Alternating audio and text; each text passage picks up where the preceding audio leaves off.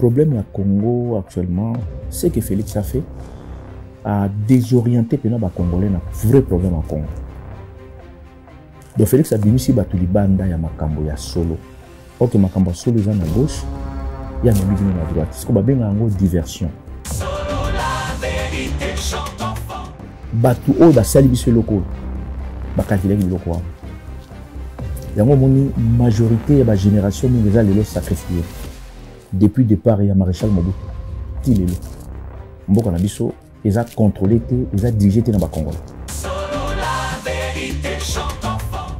Parce que le même Félix alobi bozana guerre. Mais ngala yebisi ki guerre des alradi. Aujourd'hui même les généraux on a 50 au-dessus bango devant on a prouvé que guerre des guerre na Congo za non guerre des artis ça complot. Le même Félix a joué à jet privé na Butu à Kidali à qui ça la courbette devant Paul Kagame na moi je sais bien que non a joué na Butu Kagame nana zoko sana au moni message bateau ba litara na internet bazo yeba pena vrai problème ya décortiquer les problèmes à Congo. So qui guerre les en Congo, on a travaillé dans Nord Kivu, na yebi yango très bien. Na espace où on va guerre les à côté, n'a pas pena temps na se poser la question à côté. Si pourquoi Félix a kanga la frontière tout. Beaucoup nano ko yebisa Félix, so ka président na bino ya solo, ndenge bo bien président na bino wana, abandonné ko kanga ba frontière. Akanga ba frontière, akanga ambassade ya Rwanda na Uganda. A renvoyé des ambassadeurs dans pays na bango. Akangi ba frontière, lorsque au benga ngai susu na ko expliquer yo, ce que tu la guerre. Pourquoi ça la monte? Non non kangai. Bango siko Félix na famille na bango. Ba comme le ba multimilliardaire. Ba lengo do les sous ba jet privé chaque fois na Butu zo ki de ba Doha, ba Dubaï partout ainsi de suite na Qatar. Bazo que de bombe balengo d'or. Mais à contrepartie bazo sabino et le remont roté. Dans mon que pays là sous le zana kao biso za ba résistant. Au moni tango réseaux sociaux yé et pe na vague mon robot. Ngala benga bango génération réseaux sociaux. Au moni muto ça la vraie lutte. O azana idéologie. Ata lingi yote a robeto kara. Mais ce que mon immoutazo ça la combat, a joué en internet, a joué à robeta masolo à combat, a joué à robeta masolo à individu, c'est que moutouana a perdre le contrôle le corps sala. Donc aya qui na loyenge. La génération a 6 ans. Nous avons tous conscient que bateau va travailler na chef de l'État, Fachi Beton, beaucoup plus dans les Européens, baza bandi va vendre en Bruxelles, baza bandi va vendre en France. Donc, le monde est au colis na kata poto, ninge poto toujours à 10, toujours à train, rose à l'anda kunayo, mais l'autre qui n'a la train de 20 minutes, 10 minutes, ou bis, il faut quitter tout ça. Donc, si le monde a changement, tu es mort, tu vas gagner poser à recouvrir. Mais nous pouvons être responsables. Dans le lobby, nous engagement, nous finir Kabila. Bon, c'est quand Kabila, bon traiter Kabila na moto fait comme traiter Kabila. Kabila je mboka pesi bino ba na poto.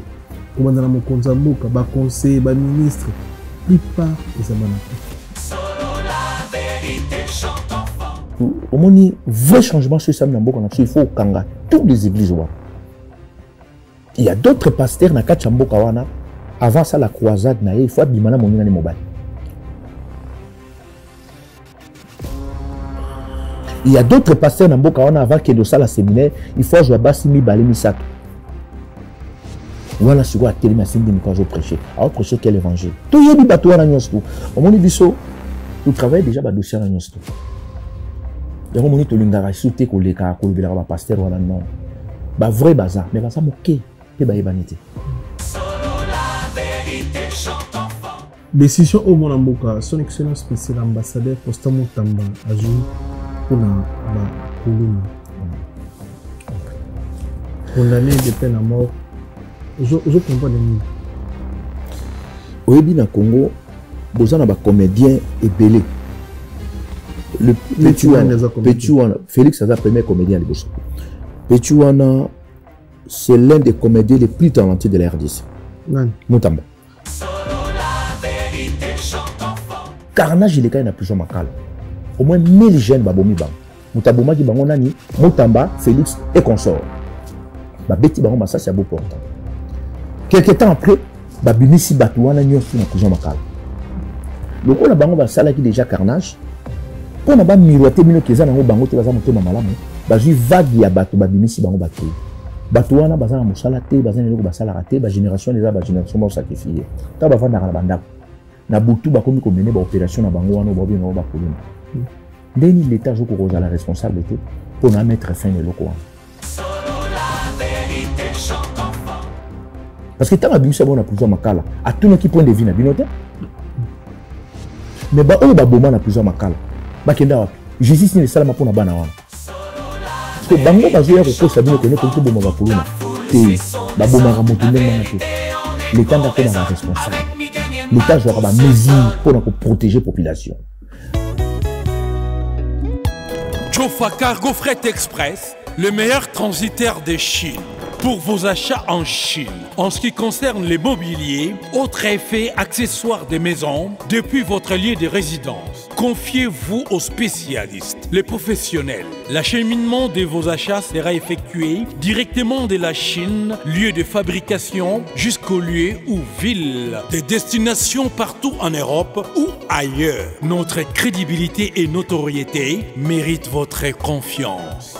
Commandez en ligne sur chaîne Amazon.com, Zara, Cdiscount, Alibaba.com, Zalando, eBay et faites-vous livrer chez vous. Contact plus 243 99 99 177 87. En partenariat avec eShop RDC, nous livrons votre commande en République démocratique du Congo. C'est génial, n'est-ce pas? Depuis la Chine, au plus 86 137 98 052 106. Et depuis la France, au plus 33 6 15 90 34 92. Jofa Cargo Fret Express, Guangzhou, Chine.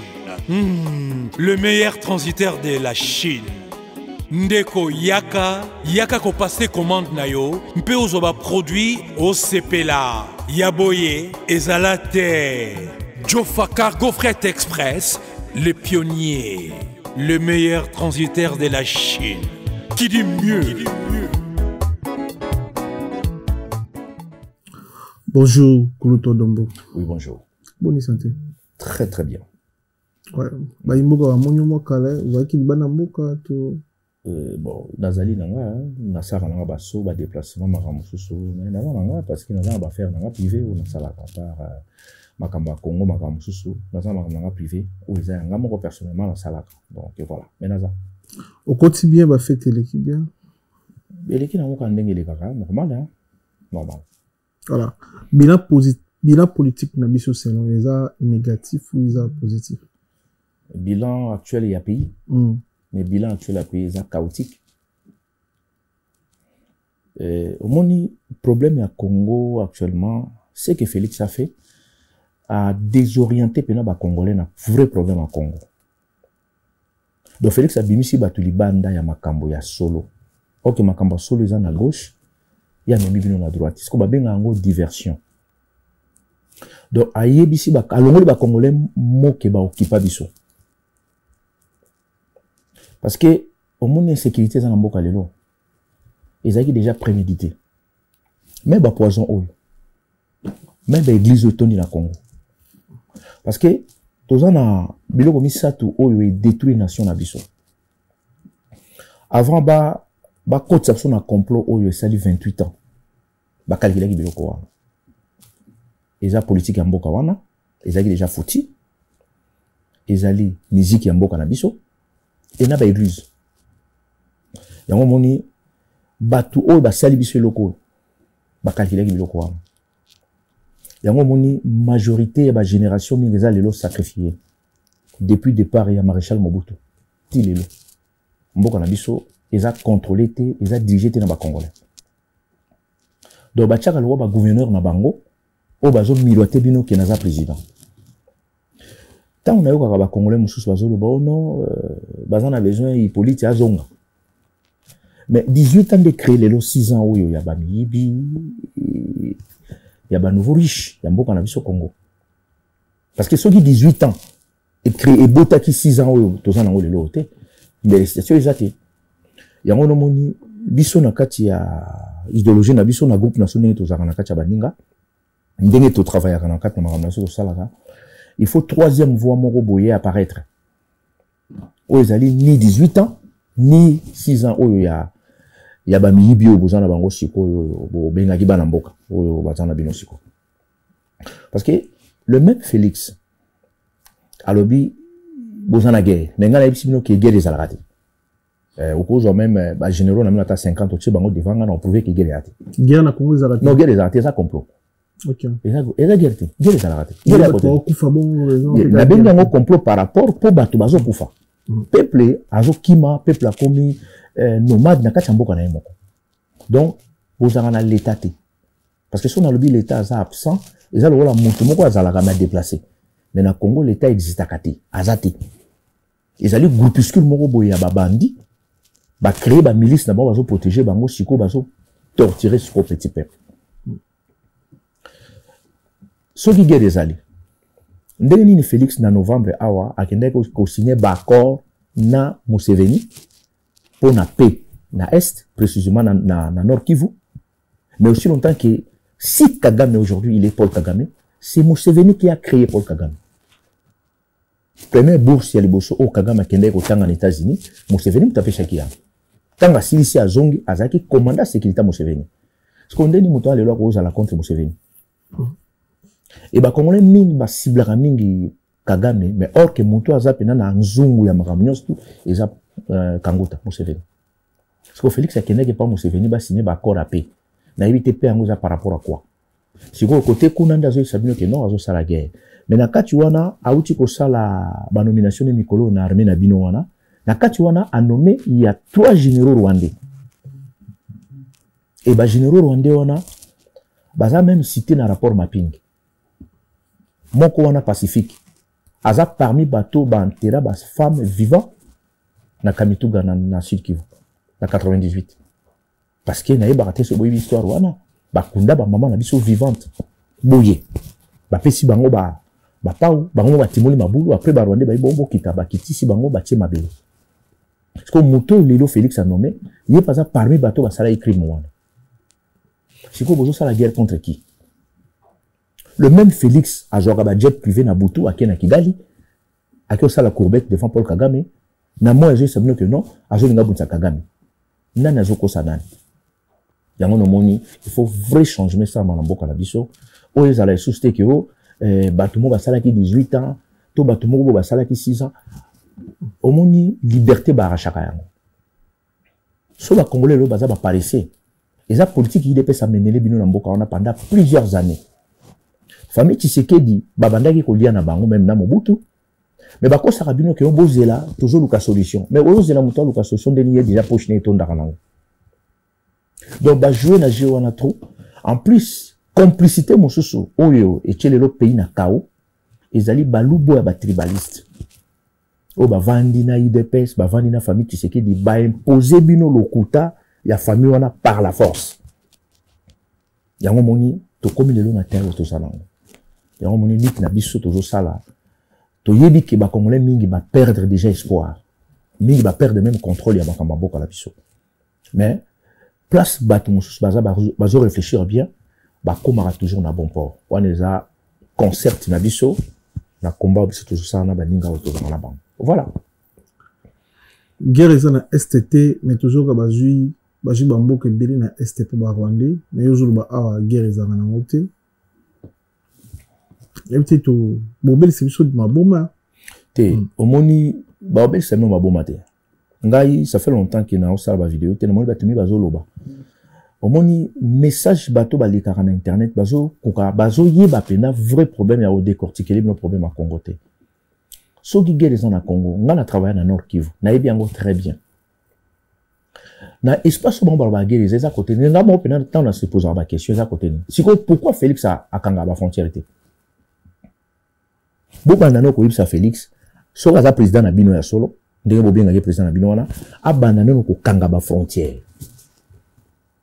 akanga ba frontière akanga ambassade ya Rwanda na Uganda a renvoyé 2 ambassadeurs wana pays na bango akangi ba frontière lorsque obenga ngai susu na ko expliquer yo puisque to na guerre pourquoi on sala ngote nana okangai ndenge nini espace aérien na bino ya RDC ils aura toujours contrôlé na Kigali bona ce que ça n'a ndenge nini na kati ya armée na bino bozana ba officier rwandais o bazaki na armée patriotique rwandais bozana bango na kati ya gouvernement na bino bozana ba rwandais na kati ba parmi ba conseillers à Félix il y a des rwandais parmi ces conseillers siko nana zokosana problème les abo tango Félix a sali deal pour ba pesa ye place ba pesa ki wana andimaki ba condition nyonso oyo ba yebisaki andimaki nyonso tu sikoyo tango Félix ayaka okosa bino asala rango esprit ayebi et puis Félix ayebisaki ba patron na bibotika na me rapper okosa mo ba congolais mokepo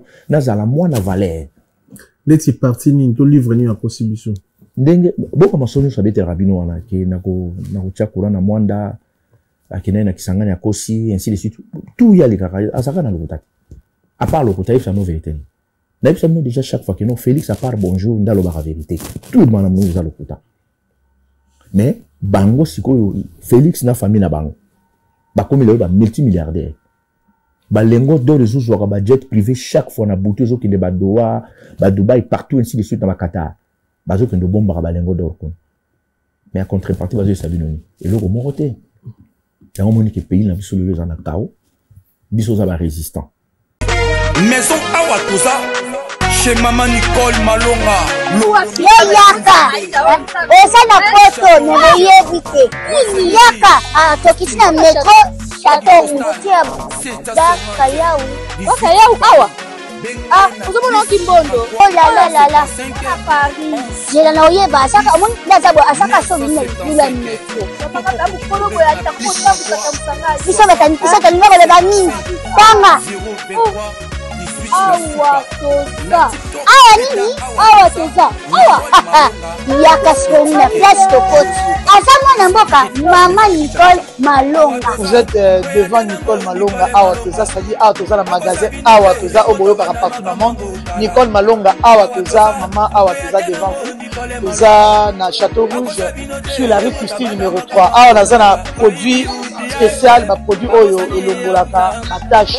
Tozolobela makambo matampo ba mama ba bébé belé, ba mama bazotambolaka na ba poudre na ba fond de teint. Nicole Malonga awa toza, awa na Château Rouge na yepona kolongola matampo ba mama, banduka ba mama oyo bazana besoin osala taille pona kokita mamuno. Ba mama oyo bazana besoin ya kosala ma forme kalinga azala na tolo munene, alingi azala na sima munene, ba hanche munene, bipende munene. Mama Nicole Malonga awa toza ndeka boyebi depuis 2007 na teka ba produit ya ko grossir ba fait sein mollet hanche. Voilà où est vindi ça awa. Ola vimba. Non yo je mona te. Oh la kamate. Eloko evanisa mabala. Esa pona mibali.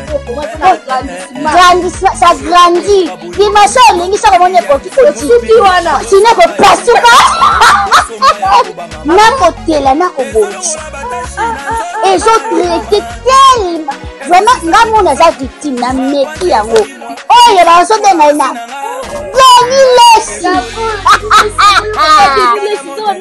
Lesi yeyo azo bongisa le poso ba produit côté tango légalement na magasin ezo salama na laboratoire mondele awa na poto ezo tango légalement. Je pense que au moni ndenge za ba rayon les locaux moko et ça naturellement ils ont des produits authentiques naturellement sans aucun produit néfaste. Voilà. Nicole Malonga akosa binote yemota banda makamango kala awa toza boyatenango Nicole Malonga to sala tout ou ils ont la possession na biso pona peuple on a un jour akoma na valeur. Voilà. Nous besoin ba résistant. Mais quand c'est un boulot, vous bolingo pété, bah combattant, bah résistant, bolingo ça les souhaiter beaucoup mieux que soit na bino ko bunda bino tout le monde dernièrement papi volcan ça qui attaqué pas ba ningane mais ko ba ningane mo ba combattant siko Ce bilan mon besoin na bolingoté besoin na ko kanate ndeni boko ko réussir ko sauver Congolais souffrir na mboka na. Bon, Miguel. Omoni eloko nyonso na vie avo salango il faut yebanga. Omoni biso ba Congolais tozaka na défaut moko boye atoyeba eloko te ozosala effort. Moi personnellement tant nasalaka combat oyo naza redevable na mboka wana. Eza orgueil te. Parce que mboka wana na mano tambo na passeport diplomatique. Nakenda ba stage, nakenda ba formation, nakenda ba cours international, hein, pas ka ya mboka, international. Tango na s'engager ki leloko na yeba ki pourquoi na salam. Ngaza homme d'affaires na ça ba faire en privé. Dans un mist talanga ou ba West Africain ou toyeba na bango ça fait maintenant ba 30 ans hein, parce que même sous toyeba na bo depuis Congo. Un jour avant c'est ba non, est-ce que ko tire loko te. Tala ba Congolais ba ko selo makambu, vanda bo mutu mo ga ko inventer le coup ainsi de suite. Na bisa ba na binonga sala ngo pona bango te. Donc ça part nanga. En plus bateau na zarana bango, auto zarana ba on a katia groupe na biso. Baza discipliné, baza discret, au tika la omona ba on a réseaux sociaux te. Omoni tango réseaux sociaux yé. Et pe na vague moko boy. Nga la benga bango génération réseaux sociaux. Omoni muto zo ça la vraie lutte. O azana idéologie. Ata lingi yote a robeto kara. Mais ce que moni muto zo ça la combat. Azo en internet, azo ya robeta masolo a combat, azo robeta masolo a ba individu, c'est que mutu wana a perdre contrôle le ko sala. Donc aya ya ngope na loyenge. Eza vague moko ya ki ba tutu ba na bango. Mutu no so pa komi ko lobela na Congo parce que opeksa mutu te. Congo mo za bino nyosto. Mais ko yeba likamba on déjà différent. Yango moni nga personnellement na ko yebso ke so di congolais ayo betelo lisolo na ngata ko loba makamla nga seka okosa. Na zana camarade ya congolais. Nazarate na congolais moko te auto traîner na ye azarate. Bateau nazarana bango. Ezana bateau to zana bango na idéologie et pe to za ba camarade te. Et le ko zo réunir biso eza combat. À part makamba Congo, mutu mtazana ba faire na salaka. Donc na tika la wana. Omoni batumi ngala bako tonda mona mona tonda kutana manifestation. Beaucoup na manifestation, beaucoup na sitting. Bozana parce que ça makamba Congo. Beaucoup kutana bino. Mais bozaba mité, bozape na idéologie mon côté. Au fur et à mesure situation va perdurer, nous allons comprendre ah bah monsieur tous allons prendre un combat mon côté. Mais faire play ya ba congolais pe bomarabat. Bon d'accord tout ça na kaka, tout ça ba congolais essaie le côté tout ça combat, beaucoup sangana. Nzo bo sangana mutu mususu yona ye bozana penser mon côté. Même quand tu bible des bango jamais deux personnes ba tambo nzela mo so ba yo kanate. Yango moni ça c'est la différence en Rwanda. Parce que ngani na zaboye so boye singa siko donc pesa biso créer biso mo loko mo bo siko pour na situation mboka to sande ni na bo salon. Non ça là. Ils ont été que na yebiang. So go yebisinga Kinshasa to sande na opesa idée.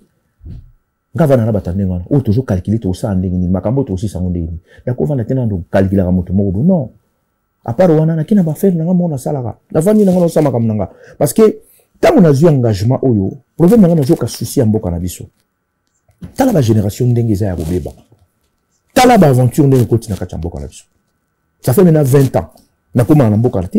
Mais na kinanga ba pays mususu na sa ba makambo nanga mais chaque fois so va na ba étranger ba yibi na sa makambo ba zo pousser pe na ki titala tika makambo pour congolais ko a reconnaître yo tenga bitina pe na besoin congolais reconnaître ngati mais na ça na besoin un jour ba petit fils nanga ba ke non ko on a besoin de quelque chose pour beaucoup tout changer parce que système ba tie biso nango et submerger pays na ba te belé en boka la biso donc système oza qui déjà créé libanda ba kotisiango manque à patriotisme majorité ba congolais place à moni mbongo à calculer la futurité donc moni et pays na solo na kao donc tu vois tout à l'heure génération à 18 ans na génération à 6 ans oyo nga étant que résistant bango tu feras zalati parce que bango na type na 6 ans oyo la génération à 6 ans nga no toza conscient que bato ba travailler na chef de l'État Fachi Beton beaucoup plus baza ba européen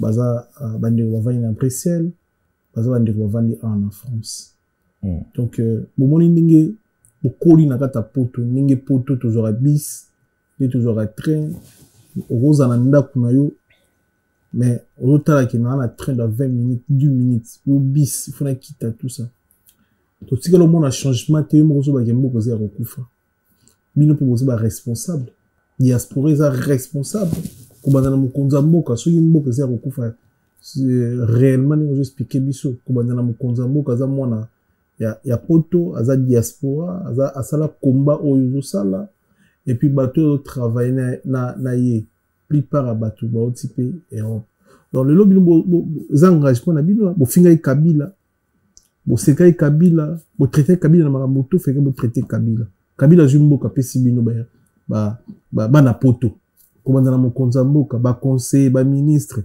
plupart eza bana poto ntango bovandaka boye yokoli na poto bozali na bango bondomona bango boyebani bango baodirige mboka et puis plupart ya bato na tout baodirige mboka lelo bafinga Kabila bafinga nyonso bozo analyse nini bon nayoki makambo olobi mike mokonzi ya mboka na bino wana ozobenga wana soki faci na bino bobenga soki beto wana tout d'abord bosaka erreur parce que place beto evandaka matite ebotaka te na so yebi yango chez Seres ezalaka makasi place beto ezalaka ntango ozolobaki bavandaki na poto bayebi temps ainsi de suite asala plus de 30 ans na Belgique est-ce que akoza na fiche de paye au moins ya 6 mois ye mokonzi na bino wana est-ce que mokonzi na bino wana aza na cursus moko oyo ezodémontre que moto azalaki vraiment na Europe asalaki eloko moko boyeboye parce que y a pas de son métier na mbota na mokili oyo eloko nyonso eza rentabilité eza déjà mosala basekaka mosala te ye na kati ya CV na sani omoni bato wana UDPS wana ezali machine moko ya lokuta na niveau moko osakana te bato ozoloba baza na yo wana la majorité ya bato wana nyonso oyo baza na ye lelo banda osali na poto tala omoni moto déjà lamokaka ntongo ake mosala ake koluka moto déjà bimaka kosala bafere na ye eza différent na moto oyo abandaki kovanda asengaka bato avali na nganda apase journée na nganda leo bopesi pouvoir bino bakasi moto wana osala bino parce que moto kuta azalaki na difficulté à signature azwi yango pena na facilité bino bokanisa kosala est-ce que Félix na vina sala te c'est un paresseux et akombi groupuscule nyonso wana ya bamiyibi wana nyonso ya baparesseux ake na bona kati ya mboka ezali bato babaye bapesi chance namoni kutu langage yango elongwa omoni kolobake kofinga nani Hippolyte ndenge ozoloba wana Hippolyte pourquoi on doit répondre ba congolais te parce que c'est un mercenaire aza na mission na yaki osala mboka wana aza na besoin ba mafinga na bino te pour kosala eloko moko te ayebi eloko manda kosala ye aza lisusu te mais aza toujours na force parce que économie ya mboka wana yimta ogérer yango Kabila bien sûr na miracle ni aza babiloko mingi omonaka wana o batia balibanais baindien ainsi de suite bapakistanais yimta na se yimta na se donc problème toza nango lelo il faut vrai changement ça na mboka na biso parce que au moins changement ya mboka bazelaka yango te sécurité ya moto liberté ya moto barachaka yango par la force mais ba congolais baza baparisi baozela en plus bayebi sabino langage bon d'accord ça va lora tosali ba élection 5 ans nango mingi te totika kaka tozela 5 eleka nana kolala nzala 5 ans na mokili oyo mais ba congolais basupporter yango ça c'est grave tu vois et ça eloko mo bakotsa yango ba congolais na kati ya moto diaspora oui lelo oyo bato baza na kati ya mboka wana ba détruire réputation ya diaspora par rapport ya comportement na bango na moyibi ba osala oyebi que depuis Congo eza Congo neno bato bayiba boye te moyibi oyo nani mwana Tshisekedi osala na bato ne wana non Congo ezwa bato ndenge wana te en plus Félix a même tribalisme moko na mboka na niveau ya osakana te a créé milice na ye a formé milice na ye ya baluba précisément ya Mbujimai et bazui même na ba civil ou bazaki na IDPS ba pesi bango ba objet militaire ba yisi mon que non il va pouvoir na so baluba il faut te protéger yango parce que yo tant ba pesi bango na ba machette na ba hanche ba civil mais baza en tenue militaire na ba galon parce que on a basala pourquoi parce que consigne ça qu'il faut te protéger pouvoir na biso pour te osala remise et reprise ka na Jésus ok bango pe ba ozora pe ka pouvoir mo kopeka yeso roya pour langage na mo pe tourner ka bango donc tu vois que akei ko tia zizani mona ka chamboka na biso mais à contrepartie azo servir toujours bato ba tchaki na pouvoir Uganda na Rwanda azo respecter toujours ba accord et ba yebi que congolais ata lobi na osa bango le monde yango moni système en iso continue toujours voilà Comment on a Joseph Kabila na Moïse Katumbi Chap. Ils ont ça, vous avez analysé comment on a bon ballon. Bon, Hippolyte Nenazan a coûté un abattement bandaka. Bazakana bango. Ils ont le voici kater. Il paraît que le Martin Fayou. Bon, Ngaza résistant. Mboka na biso na niveau ezalelo, Ngaza politique. Ngaza résistant. Groupe na biso doit avoir résistant. Bango ba vendre table moko ba solo la ba obeta masono bango ba betaka. Biso toza na concept na biso to pe na vision na biso to mo makam na biso. Donc so ba okuta na bango mutaza obstacle opeksa bango ba kuta na tazate. Et maintenant par na biso zani. Pour batona un jour ba kuta na sauter, faut biso to ça quelque chose. Il faut biso to ça l'effort. Letini bokanisa. Ezebele. Par exemple. Non ezebele. Ngamo na yibi. Ezebele. Bon na lo bango pa. Ou ba kuta na sauter. Ne ba kuta na yo bank sabino. Non, ba izo bank sa sauter. Bonima te ke Fayou la kuta na Kabila ba solo la. Te ngana ndimaki nanga. Bonima te ke Moïse Katumbi Chap ba ko vanda kiti mona Kabila ba. Non, ngana ndimaki. Oral ni ba ela bino ba Kabila na mesa to ezala ni ka ba. Ngaba yela nga moralité. Soko landi makambo bien parcours, na tikala jamais ko s'afficher na ba politicien na public. Na yebaki. Parce que toza idéologie mo côté. Yango monaki ba tumsusu lelo ba s'afficher na moto, lo ba legi na internet ba mo fingai. Ils ont des règles na bino. Parce que bino ta bo s'afficher na ye. Est-ce que bino na ye, besoin na ba protocole d'accord nino e sali bino beaucoup tam. Ils ont le inga ba congolais. Parce que ye a sa politique na ye. La politique na ye soka linga ke no mona Hippolyte Kanambe, ngana opeksa ete. A va ni ba sola na ye. Parce que soki ye na bango mi bale ba solo lui, ngas yosko biminan. Yango monike soko tali parcours na biso mingi to nda linga makambo na te. Biso tambola na ndenge na biso. Parce que moni congolais a ko na luenge na ya imposer le luenge na sika na suka nango simbi touche.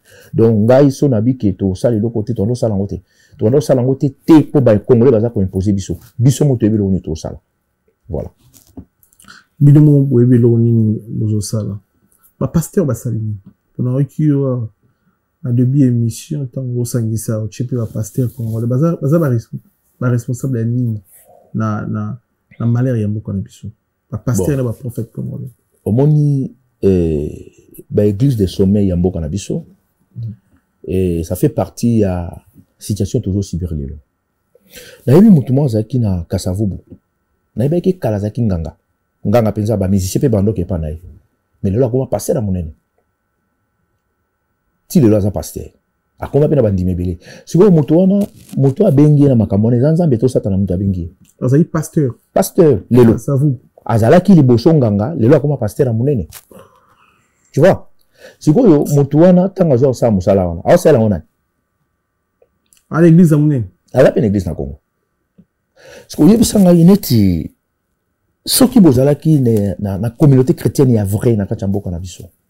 Est-ce que que majorité ya ba aventurier belo bazaka passer na mboka na ba bazaka sauter? Na pose exemple mon kaka. Ba histoire où elekaneti ya moko na parce que yango tout le monde a mon ango. Soki bozalaki na communauté chrétienne ya vrai. Moko na il fallait ba vendre. Il fallait pas vendre parce que makambo wana sala ndeko na biso wana, ser na biso wana, c'est inacceptable.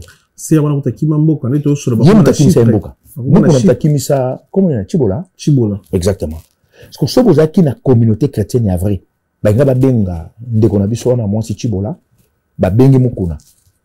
Ba yoki Chibola, ba yoki mukuna ba tali ba genou na ba tali jipu wana, ba kena bilune ba contrôler yango, ba leke na télévision. Et là, ils ont justice. Bah, le que non, par rapport à l'enquête au mené dans la situation oyo, mon connaissant fautif pour l'instant, a vendu. À côté, il sous-souté, à quel lukanzambe à solo. Bah, ça l'a noté. Nous, qu'on a bimé à une micro naïe, à Joboa Kabamboa, qui est ainsi de suite, ti, à l'andine de qu'on a biso na moi si, c'est un absent à qui m'amboka, comme les réfugiés. Parce qu'on y est sangaï, ou est la communauté chrétienne. Un pervers sexuel, un impédique en dégoana, batiki a aussi toujours mais quoi continue au prêcher l'évangile. Et on moni batouana baza subventionné. Mais il y a ba ça a été hein. De bon biko. Yo kana pselo ko moko. Oyebi mulu baso nga wanga na likambo baza rasere na wanga na. Ah, makasi na ipa. Ko tona pena baza ba spécialiste. Wana pena soki mulu ba bia wanga na likambo pena ko wanga. O mona bato ide peste. Baso imposer no lokuta pe basino ke no bondi mango. Oyebi yango. Wa congolais mona ataku to donc eza façon na bango to yebani na Congo ndeto za wana yango moni bazaka na facilité ya kokosa pe ya kowana na likambo azali pas à l'aise yango moni omoni vrai changement sur ça na mboka na biso il faut kanga toutes les églises wana il y a d'autres pasteurs na kati ya mboka wana avant ça la croisade na ye il faut abimana moninga ne mobali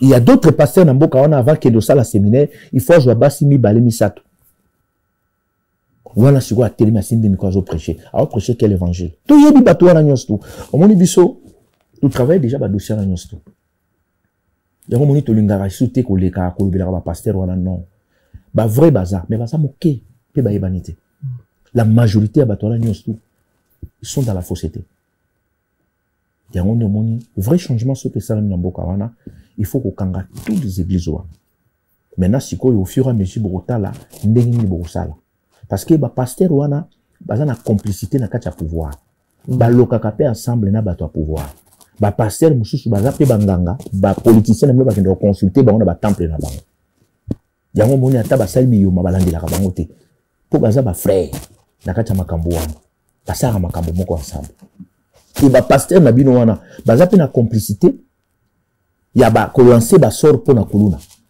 parce que moni kuluna sur plan physique toujours mon amutaki a kati machete mais sur plan spirituel il y a d'autres groupuscules de sorciers congolais comme ba pasteur ba politicien y compris ba musicien na banganga mususu baza payer na ba service ya mboka na bino chaque samedi basala ba incantation simultanément na tous les 24 communes pour na relancer mi pepe wana mabe wana na moyo mona batu bakoma bunda et pas monsieur zaki na ngote pouvoir wana ndese biloko ndengo et batu babandaki ba cérémonie na ba kimbuta continuité je continue toujours donc moni ta na zolo bake 18 ans o le botel bino le 6 ans baza bato yo baza na kati ya bondoki makasi yango moni payer comme na état autoza na ngolo voilà autour de l'eau moko ba pasteur na biso baza ba responsable ya mabele ya mboka na biso totali live ya femme Tamar aza na mobile na prophète alors ba pasteur faut to keba c'est biso to keba ba pasteur ba ta batoge zonga ni ba pasteur ebele ba ta batoge na ba prophète ebele ba ta batoge bazo ba kabal ba jif ba science occulte moko za kubeba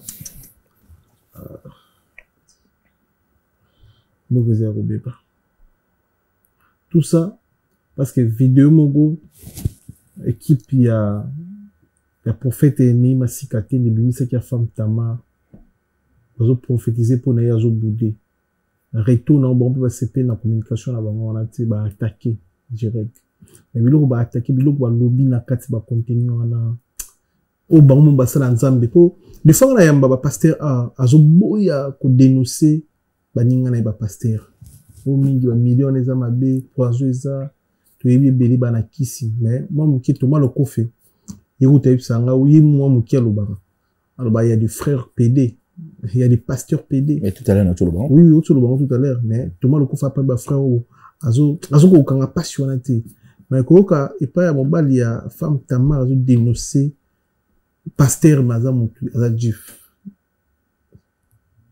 ba pasteur ba kota ba nina ba selte belé habité to komina mukili nini nyonso wana ezaka rapona mbongo oyo ya se ya mokilo suma mituka otika ngo pe un jour église pe kotikala lelo be église ekomi lokola ba héritage so yi papa kufi iskali ya mwana ba nyonso basana papa mwana kolongola bango bana wana place bazouta to yebite bana ba pasteur ebele bakoli libanda na mboka oyo libanda apesa na réalité na ba France na ba États-Unis na ba Canada notanga zo wela kiti ya bokonzi ya église wana faza ape na puissance mige na moi zo lo bango vraiment na kati ya âme na yo parce que oza congolais les amboka nous zo déranger yo là tu es tout à l'heure il faut ko kanga biloko wana nyonso tout na on peut par exemple il y a aventurier moko boye Mugisha na kanga ye aza Ugandais na kanga ye na frontière ya Uganda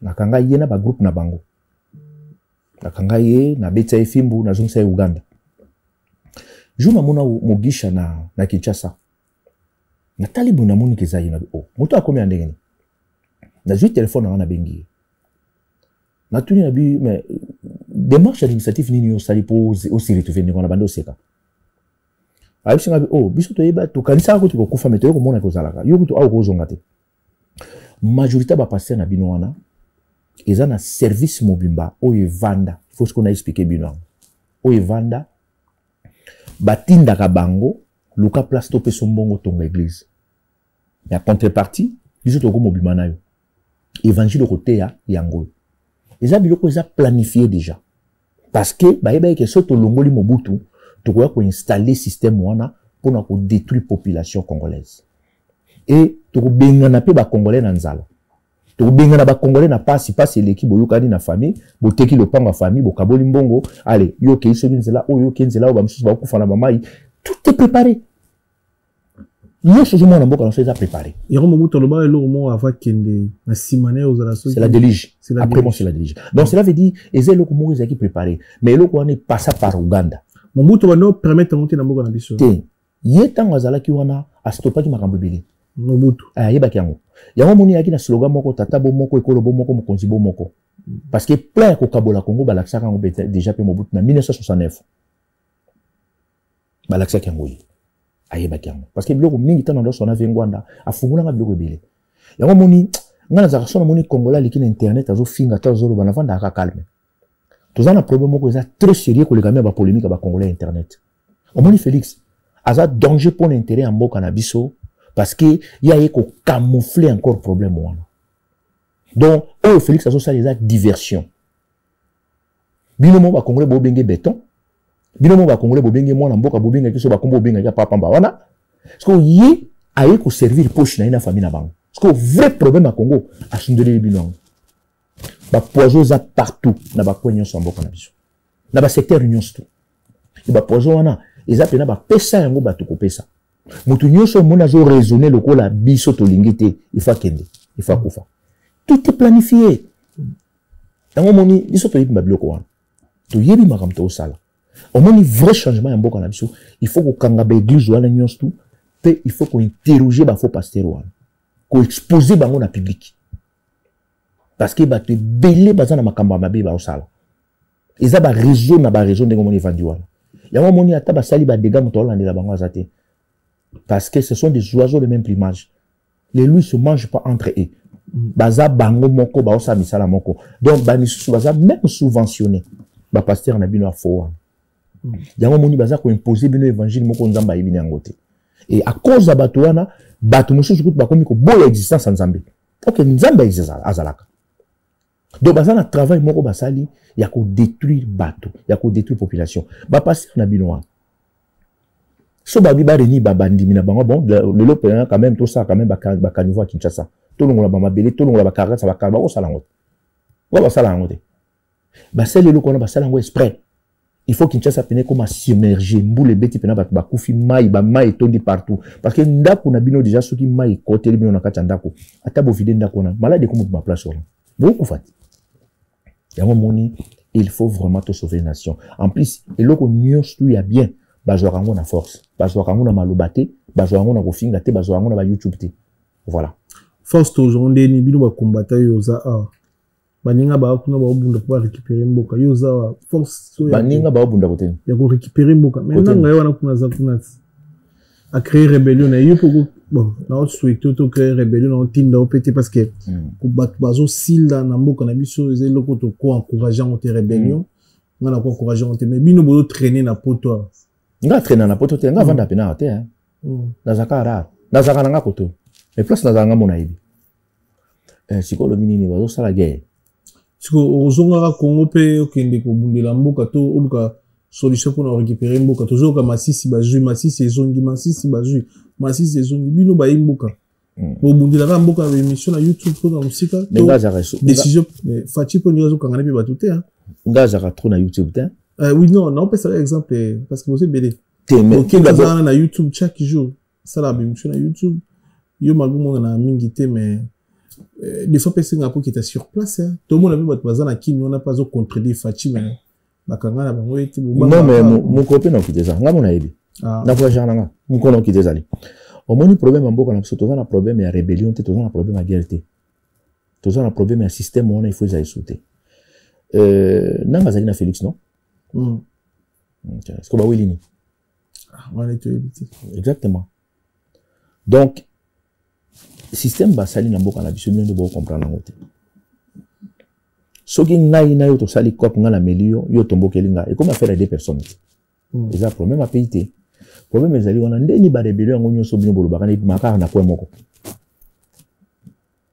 et changer même pointé ya on est que guerre les a raté problème ezali wana eza complot et na complicité pe ba congolais na kati bana mboka bazo sila la fois passée bomona ki batir moko mortier ko yaki na kamoko ba réfugié na Goma batir wana mortier mutabeta quand vous Félix oui Mandine ye moko beti batir mortier côté na ye bako se uti côté mususu parce que omoni ngaza ba masa bafanda akuna tango na mona ba mortier ko ina tuni bango na bi e utaki na angle nini na horizon nini parce que biloko to yebi yango ba yibisi na babite uti na koto wana et uti côté na biso pona ni noté ba beta quand pona ba présenter na mokili non tala koto ba bumi bato biso ka bango moko ba salige donc ya moni ça rapport intérêt ni na compte Félix parfois souvent ça dit bon bon exemple intérêt les années quatre ma victime yende bazo sali mabe nzokande mabe za ngo place wana te mo kayibi exemple ba mobondo baza na bandoni est-ce que bobi ke bazali ravitailler soutenu par Félix baza ravitailler soutenu par Félix milice wana vanda kamo musikate na Kinshasa wala c'est sur STT donc ce changement salami a bien été et je passe pour na ba congolais voilà na liana ba mbisi na ba restaurant belé na ye na Mambo Galaxy na kuti poisson tala mbisi pe ya mwana te haza minere te haza mukolo ndoboko liango familial botondi mbisi basangisa na crevette kaka ye mbisi basangisa na makemba basangisa na poivron basangisa na céleri basangisa na pomme de terre basangisa na munganza donc mbisi azu vitamine bazali susu na ngulu bazali susu makayabu brochette oto bengi kamundele mayebo ndo biloko no sa mboka pa Galaxy Mambo tozolia c'est Mambo Galaxy azo sala pana bana mboka yango wana congolais pona esiko yokolela or que ba congolais to yebani osali 6 mois bo bundi na propriétaire te musapena lisu mais Galaxy Mambo 8 ans quel restaurant et ça musicate. Au numéro 137 rue André Carman à Aubervilliers, composez vite les 07 53 28 89 07. Galaxy Mambo c'est du waouh. Décision au Monamboka, son excellence monsieur l'ambassadeur Constant Mutamba a joui pour na ba Kuluna. Condamné de peine à mort. Je comprends les nids. Au na Congo, bozana ba comédien et belé. Le Petuana, Félix a premier comédien à Liboso. Petuana, c'est l'un des comédiens les plus talentueux de la RDC. Mutamba. Mais Moutou va valider. Mutamba. C'est un étranger. Nazoya. Miguel. Au moins, biso ba Congolais to raisonner ma campo, to sala ma par émotion. Est-ce que déjà bokei na commune moko boya ville na bino province ya Kinshasa, bokei net na commune na Matete, n'importe quelle commune. Boko tala état ya police na bino. État ya police. Est-ce que batu déjà bakina ba société na bino to ba société ezaka na kati ya Kinshasa, boko tala ba condition police na bino ezala nango. Banditisme urbain. Basi ça en ndenge. L'état soka zali parce que bino bona l'état te. Ba formaka ba unité oyo eza wana pona ko protéger peuple wana. Tout d'abord soki balobi ke kuluna wana baza facile à localiser bango.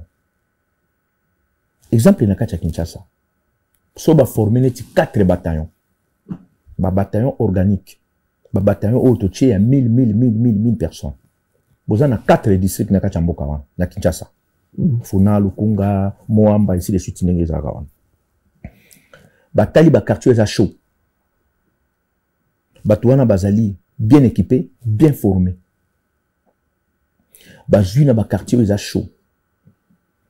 Exemple, basali neti batie 2 pelotons. Dans ba quartier za chaud, 2 pelotons là, ba peloton ba 35 personnes. Na Butu 35 personnes bazali bien équipés, bien armés. So ba sa ba rotation na ba place so izara mulili makasi. Kuluna kozala. Siko avant ba exposer bana wana ba sabino que notre zo que no boma bango selon des balobi. Il fallait que nous ba que nous ko filmer ba commissariat na bino ba la sabino ta police na bino après ndi siko batala problème ya bana wana. Problème ezali wana na uti kuloba awa o bango ba osala wana za diversion. To mona ina plusieurs makala. Carnage il est na plusieurs makala. Au moins 1000 jeunes babomi bang. Mutaboma ki bango nani Mutamba, Félix et consort. Ba beti bango ça c'est beau portant. Quelque temps après, ba bimisi batouana nyosu na plusieurs makala. Loko la bango ba sala ki déjà carnage. Pour na ba miroiter bino keza nango bango te baza motema malamu, ba zui vague ya bato ba bimisi bango ba kei. Batouana baza na mosala te, baza na loko ba sala raté, ba génération les ba génération ba sacrifier. Ta ba vanda na bandako. Na butu ba komi ko mener ba opération na bango wana ba binga ba kolona. Deni l'état zoko koza la responsabilité pour na mettre fin le loko wana. Mais na kachamboko wana bozo ka mutu moko yibi 500 millions de dollars. Et mutu moko pa yibi 500 millions de dollars wana atambola kana ye. Azara pena ba policier ba kengela ka tambola pena ba jeep ba benga pe son excellence. Siko na mutu yibi 500 millions de dollars. Na mutu akati mutu lichette pour boto le téléphone. Na za vrai kuluna.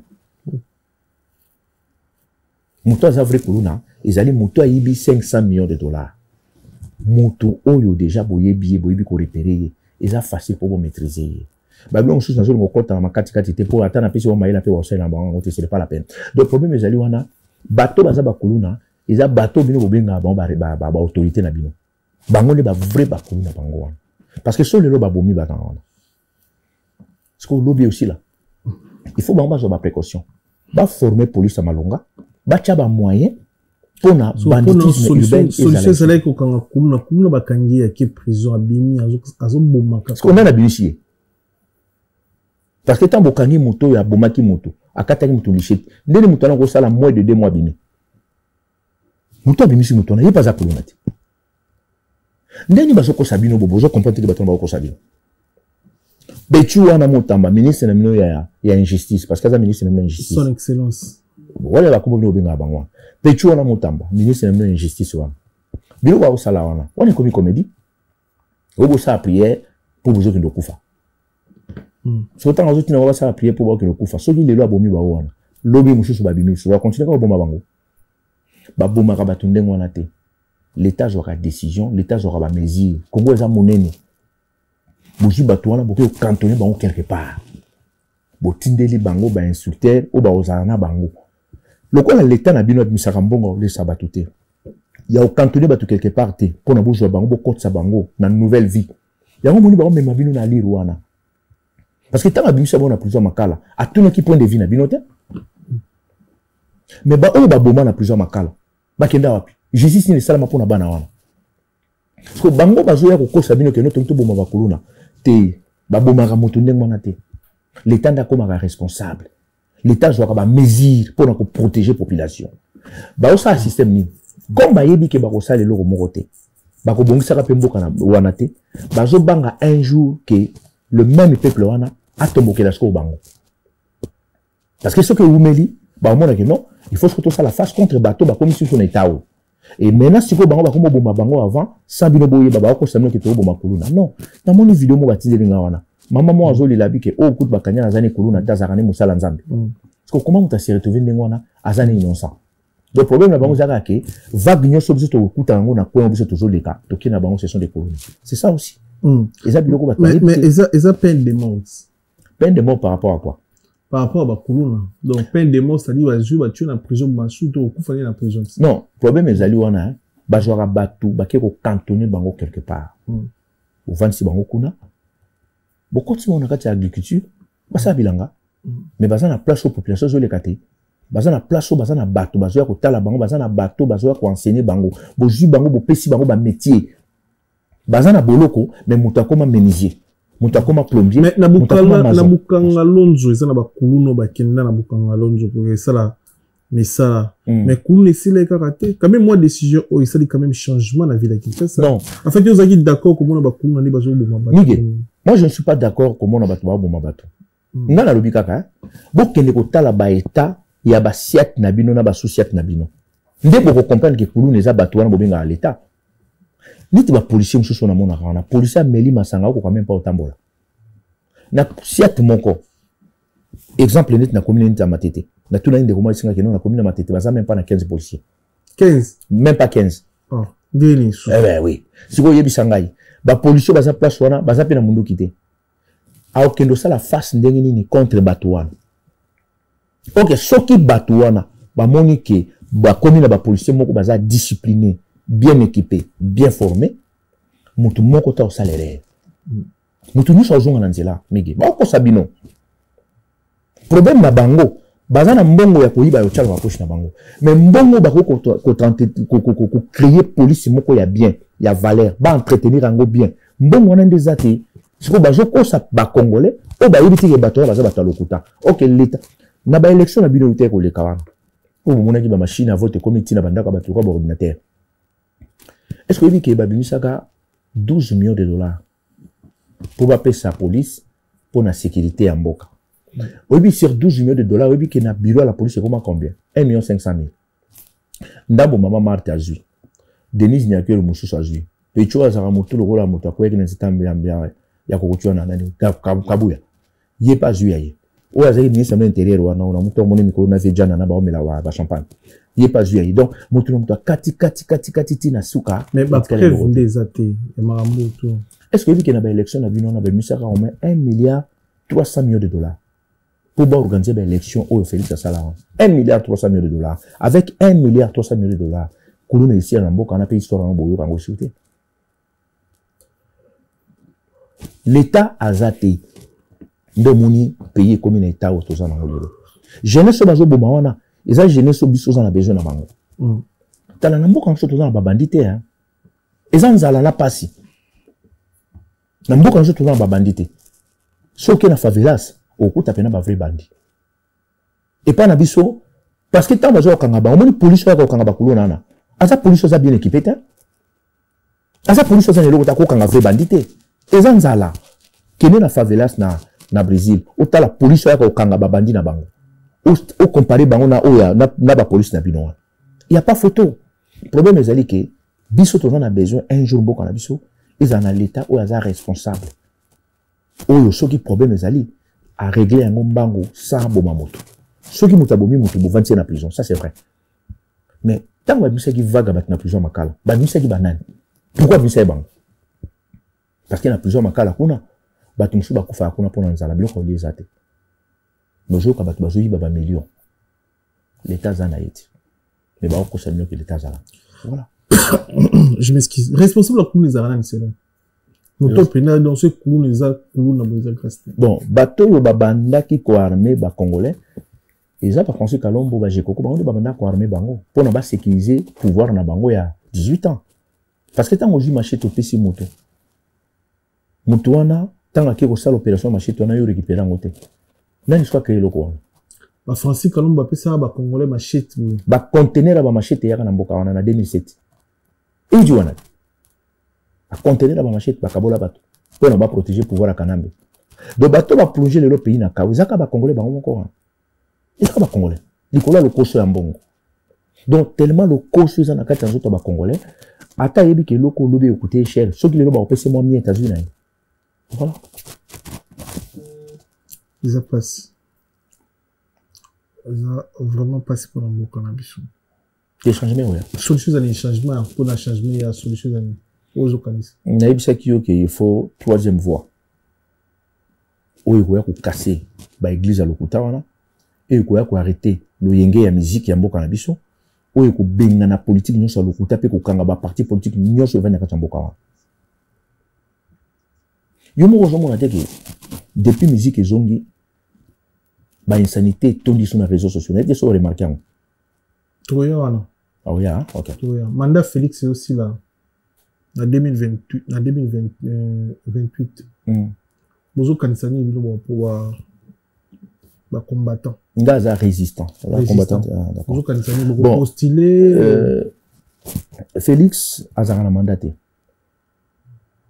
Félix a mandaté ba yesa gibino que non bango bazi pouvoir ba ko sala remise et reprise na Yesu okangote ba fanatique bazala pe te ba fanatique yango bazali mais ko fanatique ya mulu bazara dangereux pour mboka oyebi yango te mutazo ba que non après azo préférer ko to lo kwa ndeko ne mulu bazana pouvoir ye ko to lingala anenzala mulu bataza na pouvoir pour na izana odia normal donc mutandimi azala pauvre mais azui richesse mboka apesi yango individu moi moyibi le roi Félix donc ngai personnellement parce que tout n'est question sur qui postulé.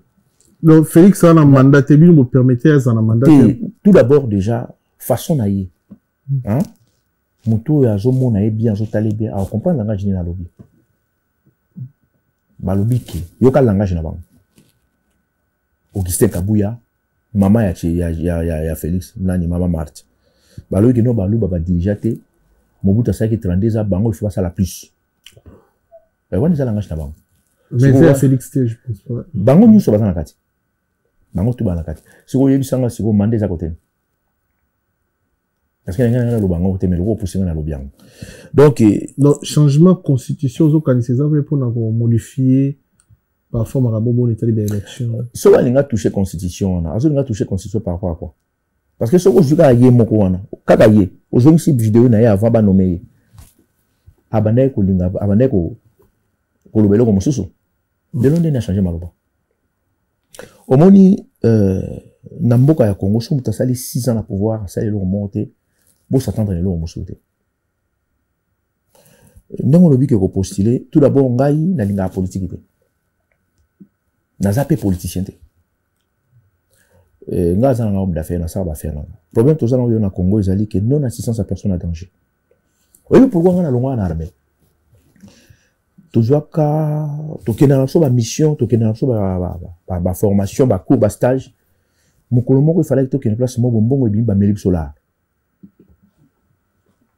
il fallait pas tous ba frais de mission ba meli so bongo ce qu'on a ki retourne nabi oh ni bongo déjà bimi ça fait maintenant 2 jours en gros si longtemps que toujours avion kala mingité ba isinga ba ninga nyoso ba va na bon calme yo zo ya ka retourne to pe sabinote ngapi na ibisa ki chef na ngana direct na bon lo abo pesa ngate ngapi na lungwe no muko mususu na koya na ibisa en face aéroport Anjili omoni esclavagisme ba congolais ba continengo e umeli so ba congolais ba comprendre te que non un jour il faut te ma poto sauver nation et aux a passé mais ezana poigné pe ba congolais oyo ba osala ka quelque chose pour intérêt mboka na biso omoni ke batumo bazaki na major bazolia buta babebani buka sime menduki babani pe ko roboto nto libérer mboka sota ba congolais ba kota na ba jiona bazo mona te ke bango ba perdre parce que mutu wana azalaki na bien ta babebana nga libérer mboka nga libérer quel mboka parce que ba ozo samino kaka na vie bozaki nango mutu lokola kanambe azana ba contrat na Tesla azana multimilliardaire avant une calme atika des zones na mboka yasko azo contrôler lango batumusu babio no azonga pourquoi azonga pas cela noni et là on y a au sale aussi longtemps que bande ko beta ba congolais mais ça c'est à bout portant parce que tous gens la peuple mo aza trop naïf abosa na ramoto sala ke mabe lobby de là ko comme c'est mutu malambo dango moni biso to yebelo to sala et ça na jour où makambo aussi là osa pour ou contre changement constitution. Bon, notre constitution, ce qui m'a dit que les gens changent en haut. Ok, la minute chose qui a bien touché en haut, n'a pas excité, n'a changé le moment. D'ailleurs, option déjà la politique que ça n'a pas changé quand on a, et ça idéologie n'a pas. Option la politique que ça n'a pas changé, et ça idéologie n'a pas. D'accord, d'accord, il y a changé la constitution, parce que soit changer la constitution, ça pour l'intérêt naïe. Mais la même constitution on a, babilo que belé n'a pas changé à mabé. Et la même constitution on a, les place on a. Yes, quoi l'inga ça anime. Constitution, déjà bah sali constitution na bango. Parce que parce qu'on n'a pas imposé binongo. ça lango déjà ba professeur Ndayuel ça la déjà makambo na bango donc situation déjà ça lango déjà en différé ce que nous besoin de battre il faut vraiment changer ça malaka chamboka so le changement est bien ça na Congo et rozala malamu mingi pour na biso nyonso. Très bien. Voilà. Merci Mandeko tout bon biso un grand merci na Chancel Mbemba 2010 Silas Katompa international Silas Katompa Edoka MB merci. Merci na Junior Malaïsa le mystérieux. Merci na Bandeko tout. Baza connecté branché. À ce moment, la chaîne YouTube Nabiso sur la Vérité Studio. Chaîne YouTube Oyo et la Rabino Vérité en face. Comme d'habitude, merci na le vénérable grand maître Yachoisi Matata. Merci pour tout na tout ça la pour Nabiso. Le vénérable merci na Papi Matalata la Matos. Miroir d'Angola d'Akoche ta patron. Merci na yo. Merci na il a dit il a fait Jean-Claude Mabanzo. Terry Lubadika. Les cavaliers solitaires, tout petit mbote les ventes tumba na kati yon vex patron, tout petit mbote, maman Philbertine Samba, moi c'est docteur Samba, ya Guy Baena, colonisateur de la SAP, monté maman Sylvie Baena, ndeko Bibiche Baena, et tout petit mbote na Fabrice, Masamba, Red Muta, English Fada Père ya Banglais, tout petit mbote Belé, tout petit Roi Bilamba, Kelin Tsumbu, mbote, tout petit Aris Kimbo Ngila na Canada to pesi mbote Blaise Sissa Mabele Pete et puis Pile Lolelo to pesi mbote Elbito coiffure na Saint-Denis Junior dans la plafond Jackson Lumingo dans salon Elbito coiffure na Saint-Denis to pesi on tout mbote boza connecté branché na chaîne YouTube de Bisso sur la Vérité Studio chaîne YouTube Oyo et la Rabino Vérité en face comme d'habitude. L'action photo est un concept d'émission. Vous avez un message pour lancer avant de l'action photo. Bon, message n'est pas lancé par les Congolais. D'abord, c'est bon que non. Liberté na bango, sécurité na bango, et ça c'est qu'on a beaucoup ya bango moko. Et ça m'a beaucoup ya mutu moko te. Et ça m'a beaucoup ya individu moko te parce que mutu alingaka comme libre, il faut arracher liberté par la force. Au peuple congolais se battre. Bazana biloko mobo oyo et enveloppé bango et même mboka lelo na niveau oyo. Oyo is grave pour la future génération d'abisso. Donc problème na bango ba s'appuyer mingi na maloba Félix te. Félix yenda za problème. Akuta ki problème wana. Mais ya yesusu abaki sous problème wana a plongé encore pays na chaos. Et aïe sikoyo a longoli ba congolais na vrai dossier à Congo. Félix a un problème mon côté na ba Rwandais. Félix a un conflit mon côté na ba Rwandais. Problème à Félix c'est que azo sala mosala ou ba tia qui place on a pour sala. Voilà. Merci. C'est le tout ma photo et puis on se retrouve juste après.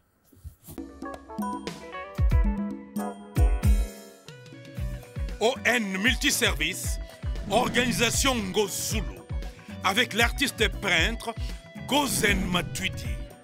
Pour vos services de décoration intérieure et bricolage, tous travaux de peinture, papier peint, enduit, parquet, carrelage, électricité, plomberie, montage de meubles de cuisine et plateaux télévisés, contactez Gozen Matuidi.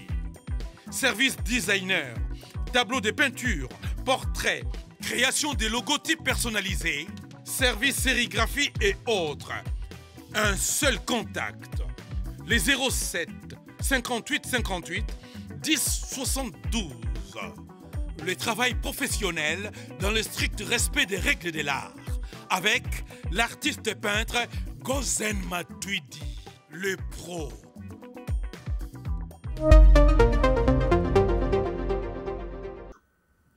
Photo en moi.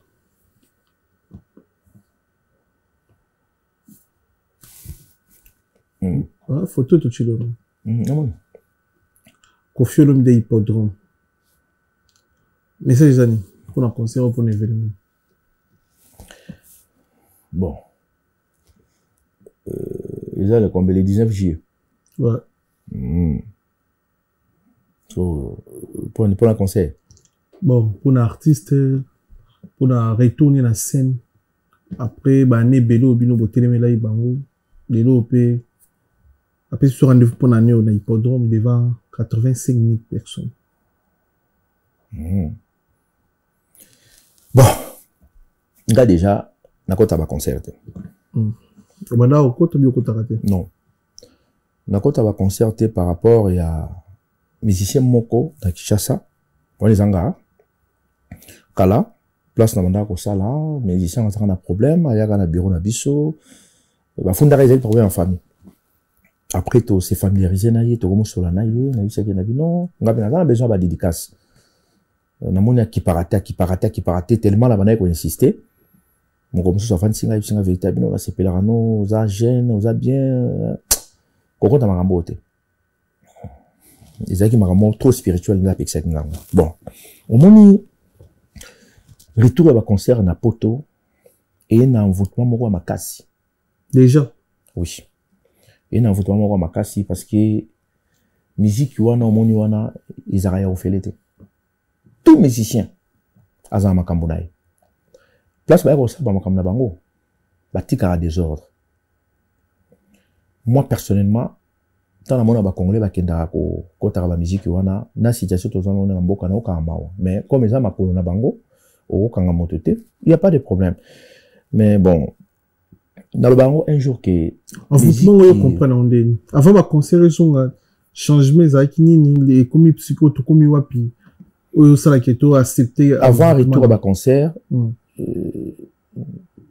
ezaki ndenge mosusu même na réseaux sociaux différence c'est que ça l'ami quelle peut être différence ba insanité makasi que mes amis déjà non ba finga ko ba finga pena ba poto ba kala guerre ezaki boyete yemo non kofi mutu mo apota finga nzota mama na ye te omoni ko finga bali ka ni conseil ko finga ezalaki mais na rando ebi ba rando ba semo ba na poto ba musu ba na Belgique ba musu ba na France ngala ba musu ba sala ni mo ba finga na l'autre ba chaque jour eza communauté na biso parce que omoni na communauté na biso omoni réseaux sociaux et sali mabemi na sens nini ke motu mususu na vini akofingo te akoki pena même kolobelo te so termina eboye akofinga ote mais quand même bazui tribunal na bango comme réseaux sociaux bon ngala zolo bana place à musique omoni musique wana eyaka na mipepa mabe et amfutaka pena bato pe na musique wana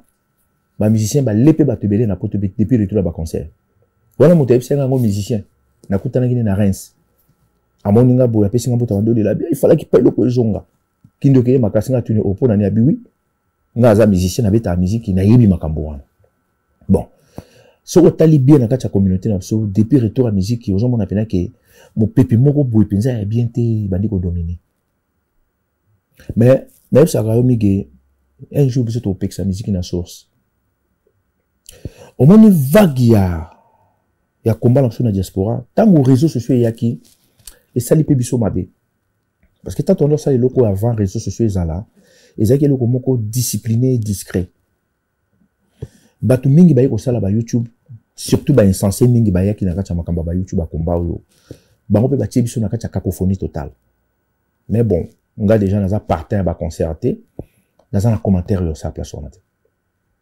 voilà tu retenir ni na passage non bon ngai personnellement dans le saka bandeko ke biso na groupe na biso ya CCDP et avec d'autres congolais où to travailler na bango to l'acheter to continuer lokola nzambe pe aza kotambola na biso to koma malgré difficulté o izaki avant siko to soigner biloko na nyosto na yebi ke au fur et à mesure to koma parce que mboka on a vraiment un vrai changement pour na ko arrêter ba église à lokuta ba politicien on a nyoso ba aventurier wana et na musique et comme la musique moko éducatif pe ko zo musique na ko zo so pe na nzela moko ya malonga par rapport na musique o ezalelo na désordre o ezali oyo zo mona pena ke non musicien o ya tindi motu moko yaye ay ko finga mama ya mususu o kuna patine do zo mona pena ke non désordre total na kacha communauté voilà très bien merci beaucoup na passage na yo merci pour la découverte barandi biso tokutani Malaya Sima, ceux qui nous ont restés connectés, restés prochés. On est ensemble. Merci. Merci beaucoup. Solo la vérité.